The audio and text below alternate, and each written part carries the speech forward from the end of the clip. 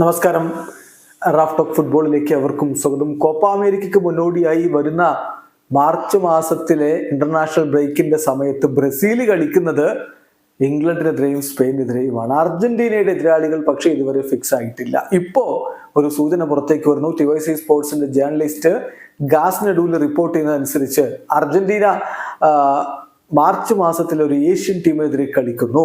പിന്നെ ഒരു കളി കൂടിയുണ്ട്. മാർച്ച് മാസത്തിൽ 2 മത്സരങ്ങൾ കളിക്കണം. ഒരു കളി ഏഷ്യൻ ടീമിനെതിരെ ആയിരിക്കും. രണ്ടാമത്തെ കളി കരുത്തരായിട്ടുള്ള എതിരാളികൾക്കെതിരെ കളിക്കാൻ വേണ്ടിയിട്ടുള്ള ശ്രമങ്ങൾ അർജന്റീന തുടരുന്നു എന്നാണ് ഗാസ് നെഡൂല് റിപ്പോർട്ട് ചെയ്യുന്നത്. അതോടൊപ്പം തന്നെ ലയണൽ സ്കലോനി ഇതുവരെ ഒഫീഷ്യലായിട്ട് താൻ തുടരുകയാണ് എന്ന കാര്യം പറഞ്ഞിട്ടില്ല.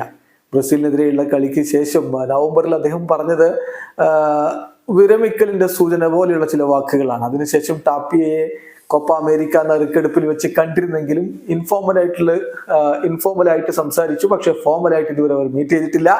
അധികം വൈകാതെ ആ മീറ്റിംഗ് ഉണ്ടാവും. അതിനുവേണ്ടി സ്കലോനി അർജന്റീനയിൽ തന്നെ തുടരുകയാണ് എന്ന കാര്യവും ഇപ്പോൾ ഗാസ് നെഡൂല് റിപ്പോർട്ട് ചെയ്യുന്നുണ്ട്. അദ്ദേഹത്തിന്റെ റിപ്പോർട്ടിലേക്ക് ഒന്ന് പോകാം. അദ്ദേഹം പറയുന്നു, Lionel Scaloni few more days രാജ്യത്ത് തന്നെ തുടരും. കാരണം അദ്ദേഹത്തിന് ടാപ്പിയുമായിട്ടുള്ള വൺ മോർ മീറ്റിംഗ് നടത്തേണ്ടതുണ്ട്. അതിനുവേണ്ടി വെയിറ്റ് ചെയ്യുകയാണ്. പിന്നെ ഫ്രണ്ട്ലീസിന്റെ കാര്യത്തിൽ ഫോർ നൗ റൈവൽസിൽ ഒന്ന് ഏഷ്യൻ രാജ്യമായിരിക്കും.